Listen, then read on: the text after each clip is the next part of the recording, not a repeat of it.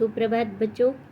आज हम कक्षा 7 के सामाजिक विषय की इतिहास की पाठ्य पुस्तक हमारे अतीत का पहला पाठ 1000 वर्षों के दौरान हुए परिवर्तनों की पड़ताल का पहला प्रकरण नई और पुरानी शब्दावली के बारे में पढ़ेंगे। तो चलिए करते हैं अध्याय 1 को शुरू। 1000 वर्षों के दौरान हुए परिवर्तनों की पड़ताल। तो देखो बच्चों, हम पढ़ रहे हैं इतिहास के बारे में, और प्रत्येक देश के इतिहास को 3 भागों में बांटा जाता है, जैसे प्राचीन काल, मध्यकाल और आधुनिक काल। कक्षा 6 में हमने प्राचीन काल के बारे में पढ़ा था। ये आरंभिक मानव से लेकर के और गुप्त वंश के शासकों तक, हर्षवर्धन तक पढ़ा था हमने। आज हम कक्षा 7 के अंदर इस पाठ्य पुस्तक के अंदर मध्यकाल के बारे में पढ़ेंगे, और मध्यकाल है वो 700 ईस्वी से 1750 ईस्वी तक माना गया है। तो इन 1000 वर्षों के दौरान इस महाद्वीप में, इस भारतीय उपमहाद्वीप में कौन कौन से परिवर्तन हुए और कौन कौन सी घटनाएं घटी, इन सब के बारे में पढ़ेंगे। तो पहले अध्याय के अंदर हम इन 1000 वर्षों के दौरान जो जो परिवर्तन हुए उनकी पड़ताल करेंगे। तो सबसे पहले हम देखते हैं 2 मानचित्र। ये देखिए, ये आपको पहला मानचित्र दिखाई दे रहा है। ये 12वीं सदी के भूगोलवेत्ता अल इदरीसी का बनाया हुआ दुनिया के नक्शे का एक हिस्सा है, जिसमें भारतीय उपमहाद्वीप की भूमि से समुद्र तक दिखाया गया है। तो ये देखिए कि इसमें ये दिखाया है, इस तरह से ये भारत दिखाया है, और ये यहाँ पर श्रीलंका दिखाया गया है। तो ये तो हुआ इस 12वीं सदी के आरंभ में बना हुआ है। तो 12वीं सदी का मतलब हुआ कि सन 1101 से जो 1200 का समय है, यानी 100 वर्षों का समय सदी कहलाता है। तो 12वीं सदी, तो 1101 से 1200 के मध्य का जो समय है वो 12वीं सदी होता है। और उस समय ये दुनिया के हिस्से का एक छोटा सा आपको हिस्सा दिखाया गया है। ऐसा ही एक मानचित्र और है, ये देखिए, ये है मानचित्र 2। ये 18वीं सदी के आरंभ में बना हुआ है। अब देखिए 18वीं सदी यानी 100 वर्षों का समय, तो वही 1701 से 1800 का जो समय है वो क्या कहलाएगा, 18वीं सदी। तो 18वीं सदी के आरंभ में ग्विलोम द लिस्ले, इसके अनुसार एटलस नूवो के अनुसार ये उपमहाद्वीप दिखाया गया है, जो कि वर्तमान में हमारे भारत के नक्शे से ये काफ़ी मिलता जुलता है। ये देखिए कि ये दक्षिण भारत दिखाया गया है, और इसमें यहाँ पर ये श्रीलंका दिखाया गया है। अब हम बात करते हैं इन दोनों मानचित्रों के बारे में, कि मानचित्र 1 और 2 पर नज़र डालिए। मानचित्र 1 अरब भूगोलवेत्ता अल इदरीसी ने 1154 में बनाया था। यहाँ जो नक्शा दिया गया है वह उसके द्वारा बनाए गए दुनिया के बड़े मानचित्र का एक हिस्सा है। यानी जो हमने मानचित्र 1 देखा था वो पूरी दुनिया के बहुत बड़े मानचित्र का एक छोटा सा हिस्सा है, और भारतीय उपमहाद्वीप को ये दिखाता है। और मानचित्र 2 जो हमने देखा वो एक फ्रांसीसी मानचित्रकार ने 1720 में बनाया था। तो लगभग 600 वर्ष के बाद 600 वर्षों बाद ये मानचित्र बनाया गया था। तो मानचित्रकार उसे कहते हैं जो व्यक्ति मानचित्र या नक्शे बनाता है। दोनों नक्शे एक ही इलाके के हैं, यानी भारतीय उपमहाद्वीप के हैं दोनों ही, मगर दोनों को जब आप ध्यान से देखोगे तो उनमें काफ़ी अंतर है। अल इदरीसी के नक्शे में दक्षिण भारत उस जगह है जहां हम आज उत्तर भारत ढूंढेंगे, और जो श्रीलंका का द्वीप है वो ऊपर की तरफ दिखाया गया है। तो ये देखिए, दोबारा देखते हैं मानचित्र 1। ये देखिए, अगर आज हम भारतीय उपमहाद्वीप का मानचित्र देखते हैं तो हम यहाँ पर जम्मू कश्मीर होता है, और जबकि ये मानचित्र है इसमें दक्षिण भारत को तो ऊपर दिखाया है और श्रीलंका उसके ऊपर दिखाया गया है। जबकि हमारा इस तरह से भारत बनता है और यहाँ पर श्रीलंका है। तो इस चित्र में ये इसका अपोजिट दिखाया गया है। इसके बाद देखिए कि जगहों के नाम, इस मानचित्र में जो जगहों के नाम है वो अरबी में दिए गए हैं और उनमें कुछ जाने पहचाने नाम भी हैं, जैसे कि उत्तर प्रदेश का कन्नौज। मानचित्र 2 पहले मानचित्र बनने के लगभग 600 वर्ष बाद बनाया गया है और इस 600 वर्षों के समय में, इस अवधि में उपमहाद्वीप के बारे में सूचनाएं हैं वो काफ़ी बदल गई थी। यह नक्शा हमें ज़्यादा परिचित लगेगा, उसमें विशेषकर जो तटीय इलाके हैं उनके बारीक ब्यौरे देखकर हमें आश्चर्य होता है। यूरोप के नाविक और व्यापारी अपनी समुद्र यात्रा के लिए इस नक्शे का इस्तेमाल किया करते थे। तो इन व्यापारियों के बारे में, इन यात्रियों के बारे में हम अध्याय 6 में पढ़ेंगे। अब देखिए यहाँ एक प्रश्न है कि लेकिन जब भीतरी इलाकों पर नज़र डालें तो क्या इनमें उतने ही ब्यौरे हैं जितने समुद्र तट वाले हिस्से में? गंगा के मार्ग को देखें, इसे किस तरह से दर्शाया गया है और इस मानचित्र में तटीय और भीतरी इलाकों के बीच ब्यौरों और बारीकी का जो अंतर है, आपके ख्याल में उसका क्या कारण है? तो चलिए सबसे पहले देखिए, ये मानचित्र 2 आपको दिखाई दे रहा है।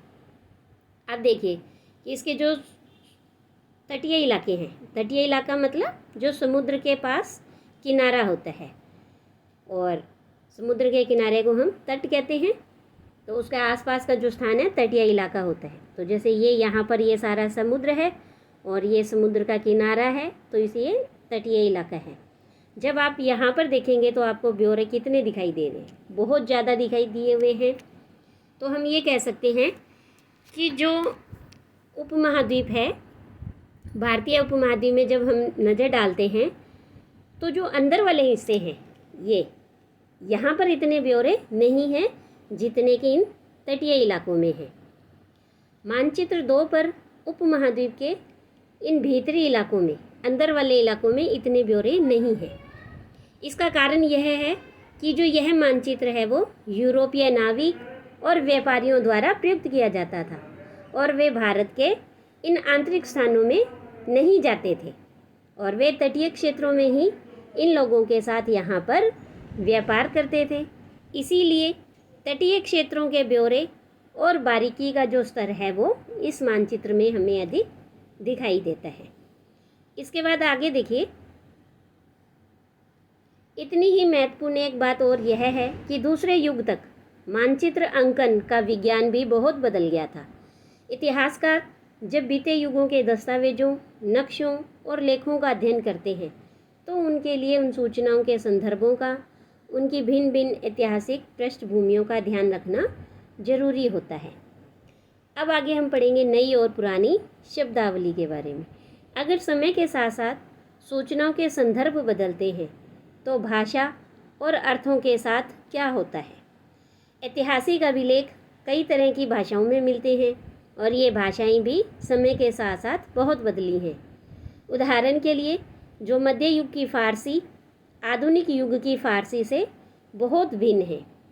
यह भिन्नता सिर्फ व्याकरण और शब्द भंडार में ही नहीं आई है, बल्कि समय के साथ साथ शब्दों के अर्थ भी बदल जाते हैं। तो देखिए कैसे, उदाहरण के लिए हिंदुस्तान शब्द ही ले लीजिए। आज हम इसे आधुनिक राष्ट्र राज्य भारत के अर्थ में जानते हैं। यानी अगर आज हम हिंदुस्तान शब्द की बात करते हैं तो हमारे दिमाग में भारत का मतलब आता है। 13वीं सदी में जब फ़ारसी के इतिहासकार मिनहाज ए सिराज इन्होंने हिंदुस्तान शब्द का प्रयोग किया था तो उनका मतलब था पंजाब, हरियाणा और गंगा यमुना के बीच के स्थित स्थानों से, उन इलाकों से था जो पंजाब, हरियाणा और गंगा यमुना के बीच में स्थित हैं। तो उनके लिए बस वो इतना सा कुछ क्षेत्र ही हिंदुस्तान कहलाता था। उसने इस शब्द का राजनीतिक अर्थ में उन इलाकों के लिए इस्तेमाल किया जो दिल्ली के सुल्तान के अधिकार क्षेत्र में आते थे। यानी जो दिल्ली के सुल्तान थे उनका पहले पूरे भारत पर तो अधिकार नहीं था, तो जो जो उनके अधिकार क्षेत्र में आते थे उन्हें उन्होंने हिंदुस्तान कहा। फिर धीरे धीरे जो सल्तनत का प्रसार हुआ, सल्तनत बढ़ती गई और सल्तनत के प्रसार के साथ साथ इस शब्द के अंतर्गत आने वाले क्षेत्र भी बढ़ते गए, लेकिन जो हिंदुस्तान शब्द है उसके अंदर दक्षिण भारत का कभी भी समावेश नहीं हुआ।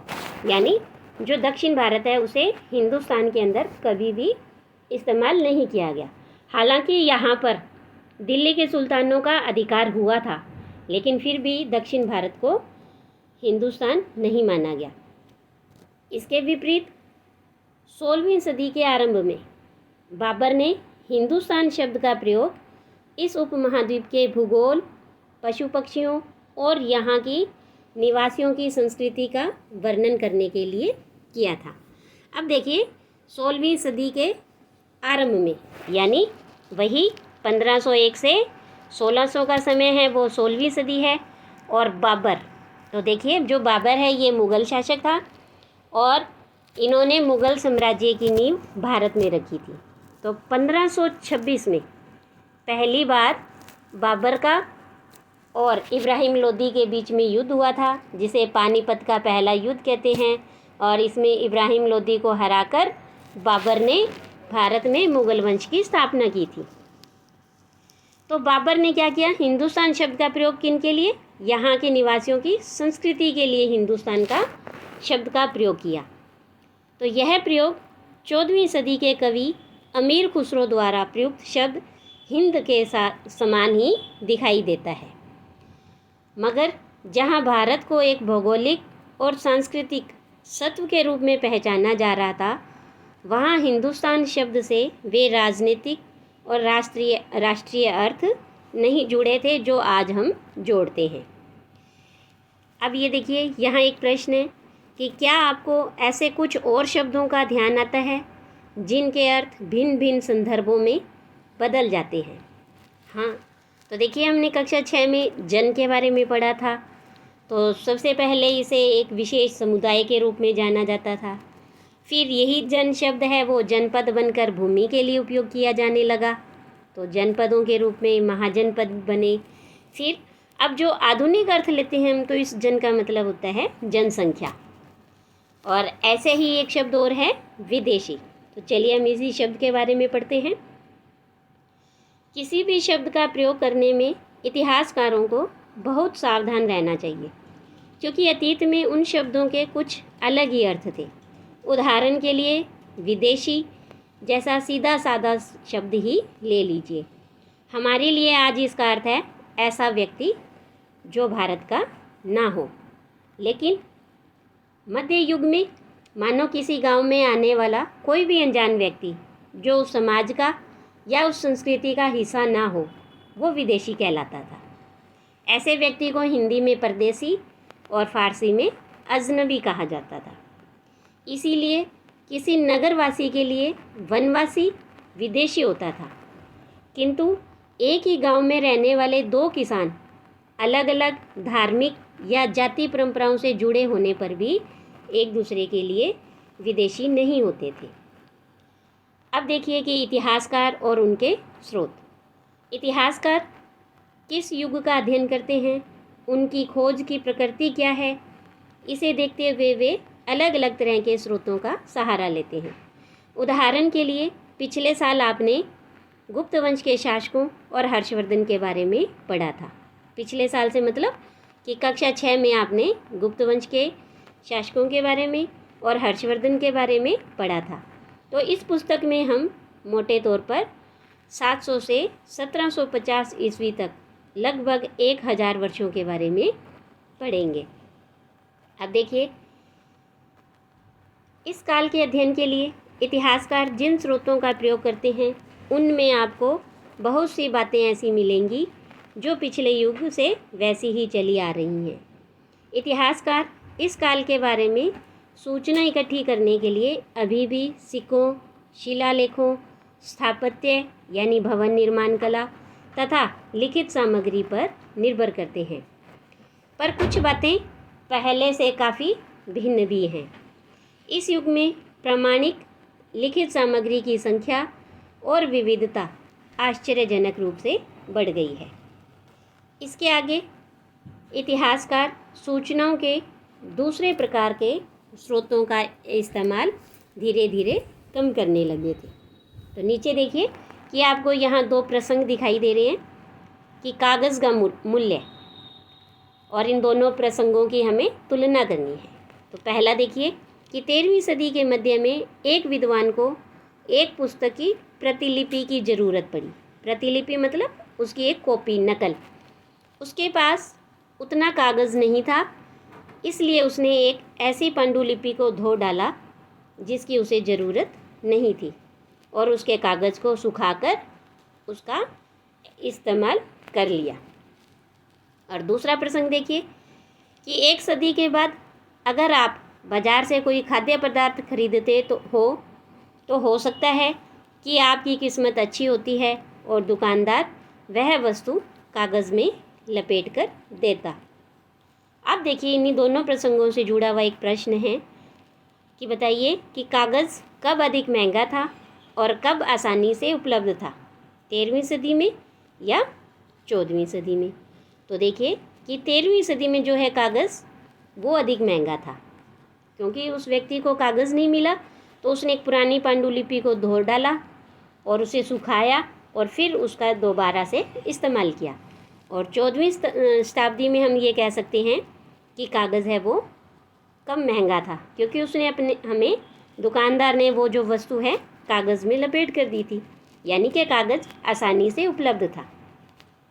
अब देखिए इसके आगे हम बात कर रहे थे स्रोतों के बारे में। तो इस समय के दौरान कागज़ क्या है क्रमशः सस्ता होता गया और बड़े पैमाने पर उपलब्ध भी होने लगा। लोग धर्म ग्रंथ, शासकों के वृत्तांत, संतों के लेखन, उपदेश, अर्जियां, अदालतों के दस्तावेज, हिसाब तथा करों के खाते आदि लिखने में इसका उपयोग करने लगे थे। धनी व्यक्ति, शासक जन यानी कि राजा, मठ तथा मंदिर और पांडुलिपियाँ एकत्रित किया करते थे। इन पांडुलिपियों को पुस्तकालयों में तथा अभिलेखागारों में रखा जाता था। अब देखिए कि अभिलेखागार क्या होते हैं। ऐसा स्थान जहाँ दस्तावेजों को और पांडुलिपियों को संग्रहित किया जाता है, इकट्ठा करके रखा जाता है। आज सभी राष्ट्रीय और राज्य सरकारों के अभिलेखागार होते हैं, जहाँ वे अपने तमाम पुराने सरकारी अभिलेख और लेन देन के जितने भी ब्यौरे हैं उनका रिकॉर्ड रखते हैं। तो इन पांडुलिपियों और दस्तावेजों से इतिहासकारों को बहुत सारी विस्तृत जानकारी मिलती है, मगर साथ ही इनका उपयोग है वो कठिन होता है, क्योंकि उन दिनों छापेखाने तो थे नहीं। इसीलिए लिपिक या नकल नवीस हाथ से ही पांडुलिपियों की प्रतिकृति बनाते थे। अगर छापेखाने होते तो जैसे आजकल हम क्या है फ़ोटोकॉपी करवाते हैं कागज़ से, वो करवा लेते, लेकिन उस समय छापेखाने तो थे नहीं। तो जो लिपिक होते थे, लिखने वाले, वो हाथ से ही इन पांडुलिपियों की नकल बनाते थे। अगर आपने कभी किसी मित्र के गृह कार्य की नकल उतारी है, यानी आपने उसकी कॉपी लेकर और काम किया है, तो आप जानते होंगे कि यह काम इतना आसान नहीं होता है। कभी कभी आपको अपने मित्र की लिखावट समझ में नहीं आती होगी और आपको मजबूर होकर अंदाज़ा ही लगाना पड़ता होगा कि क्या लिखा गया है, और फलस्वरूप आपके लिखे हुए में और मित्र के लिखे हुए में कुछ छोटे मोटे लेकिन अंतर आ ही जाते हैं। तो ये देखिए नीचे आपको एक चित्र दिखाई दे रहा है, तो यह एक लघु चित्र की प्रतिकृति है और इसमें एक लिपिक किसी पांडुलिपि की नकल कर रहा है।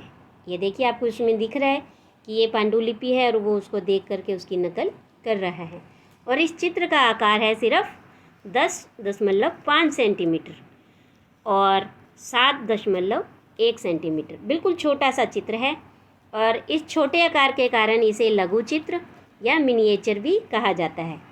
कभी कभी इन लघु चित्रों का प्रयोग लेख में आई पांडुलिपियों की उनकी स्पष्टता प्रदान करने के लिए भी किया जाता है। और ये चित्र इतने सुंदर होते थे कि आगे चलकर संग्रहकर्ता अक्सर इन चित्रों को पांडुलिपियों से अलग करके बेचने भी लगे थे। इसके बाद देखिए कि आपको यहाँ पर ये दिखाई दे रहा है एक चित्र जो कि अरबी और फ़ारसी भाषा में लिखा गया है। इसके बारे में हम यहाँ देख लेते हैं। ये देखिए कि चित्र 2 जो भी हमने देखा, लिखावट की भिन्न प्रकार की शैलियों के कारण फारसी और अरबी पढ़ने में कठिनाई हो सकती है। नस्तलिक लिपि जो ऐसे बाईं ओर लिखी जाती थी, इसमें वर्ण जोड़कर धारा प्रवाह रूप से लिखे जाते हैं। फारसी और अरबी के जानकारों के लिए इस लिपि को पढ़ना आसान होता है। और जो शिकस्त लिपि है, जो इस तरह से दाईं से बाईं ओर चलती है, वो अधिक सघन, संक्षिप्त और कठिन होती है। अब देखिए कि हमने उदाहरण देखा था कि अगर आप अपने मित्र की एक उत्तर पुस्तिका लेते हैं और उसके गृह कार्य करते हैं तो उसमें लिखावट समझ न आने के कारण कई बार अंतर आ जाते हैं। तो ठीक वैसे ही पांडुलिपियों की प्रतिलिपि बनाने में भी कुछ यही होता है। प्रतिलिपियां बनाते हुए लिपिक छोटे मोटे फेरबदल करते हुए चलते थे। कहीं कोई शब्द या कहीं कोई वाक्य, उनमें अंतर आ जाता था और सदी दर सदी प्रतिलिपियों की भी प्रतिलिपियां बनती रही और अंततः एक ही मूल ग्रंथ की भिन्न भिन्न प्रतिलिपियां एक दूसरे से बहुत ही अलग हो गई। अब इससे बड़ी गंभीर समस्या उत्पन्न हुई, क्योंकि आज हमें लेखक की मूल पांडुलिपि शायद ही कहीं मिलती है। हमें बाद के लिपिकों द्वारा बनाई गई प्रतिलिपियों पर ही पूरी तरह निर्भर रहना पड़ता है। इसीलिए इस बात का अंदाज़ा लगाने के लिए कि मूलतः लेखक ने क्या लिखा था, इतिहासकारों को एक ही ग्रंथ की विभिन्न प्रतिलिपियों का अध्ययन करना पड़ता है। और कई बार लेखक स्वयं भी समय समय पर अपने मूल वृत्तांत में संशोधन करते रहते थे। 14वीं शताब्दी के इतिहासकार जियाउद्दीन बर्नी ने अपना वृत्तांत पहली बार 1356 में और दूसरी बार इसके 2 वर्ष बाद लिखा था, यानी 1358 में। किन्होंने 14वीं शताब्दी के इतिहासकार हैं ये जियाउद्दीन बर्नी, और इन्होंने अपना वृत्तांत 2 बार लिखा, पहली बार 1356 में और फिर 1358 में, और दोनों में ही अंतर आया। लेकिन 1971 तक इतिहासकारों को पहली बार वाले वृत्तांत की जानकारी ही नहीं थी। तो देखिए, लगभग 600 सालों तक इतिहासकारों को पहले वृत्तांत की जानकारी ही बिल्कुल भी नहीं थी, क्योंकि जो उनका यह वृत्तांत था वो पुस्तकालयों के विशाल संग्रहों में कहीं दबा पड़ा था। तो इस तरह से जब इतिहासकार इन स्रोतों को देखते हैं, अलग अलग पांडुलिपियों की प्रतिलिपियां देखते हैं, तो इन प्रतिलिपियों में अंतर होता है और शब्दों के अर्थ में भी परिवर्तन आ जाता है। तो इससे इतिहासकारों को इतिहास जानने में, इतिहास का अध्ययन करने में बड़ी कठिनाई होती है। इसके बाद हम पढ़ेंगे कि इन 1000 वर्षों के दौरान कौन कौन से नए राजनीतिक समूह बने, इतिहासकारों को किन चुनौतियों का सामना करना पड़ा। तो इन नए सामाजिक और राजनीतिक समूह के बारे में अगली वीडियो में पढ़ेंगे। आज के लिए इतना ही। धन्यवाद।